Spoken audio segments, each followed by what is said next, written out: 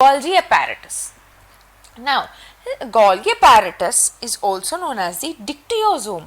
Okay, it is a stack of 6 or more membrane enclosed sacs or cisterns. These are a few sacs which are enclosed within a membrane and they are stacked one upon each other, about 6 or more. Okay, now these stacks are polarized structures. What do I mean by that term polarized? That means it has two different ends. The two ends have different properties.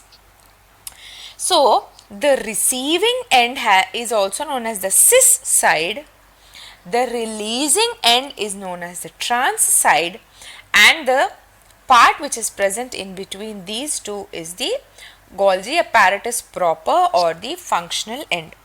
So if this is the receiving end, this is the releasing end, this will be your functional end, right? Receiving end, releasing end and functional end. That's just a schematic diagram, right? So the receiving end is close to the rough endoplasmic reticulum and releasing end is far away from the rough endoplasmic reticulum. This is just how the structures are arranged within the cytoplasm. So the receiving end or the cis side of Golgi apparatus is close to rough endoplasmic reticulum. That means the trans side or the releasing end is far away from rough endoplasmic reticulum.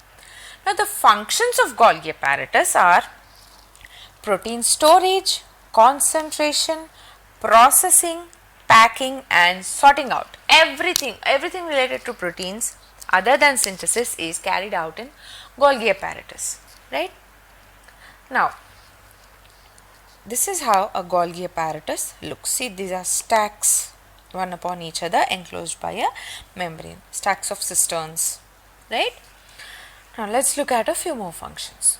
Now Golgi apparatus causes glycosylation of proteins. Now we know that proteins are synthesized by the process called translation in the rough endoplasmic reticulum. So after these are transported into the Golgi apparatus, it causes glycosylation of the proteins. These proteins are now called glycoproteins because there has occurred glycosylation.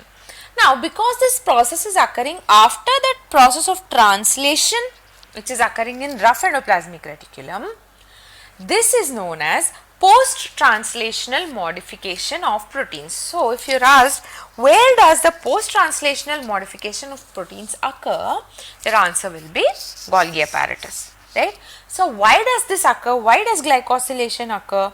It occurs to ensure the stability of the protein so that the protein stays stable. Now another important function is Golgi apparatus helps in combining the proteins with mannose-6-phosphate, and when these proteins are combined with mannose-6-phosphate, they are transported directly to lysosomes. This process is called sorting of proteins.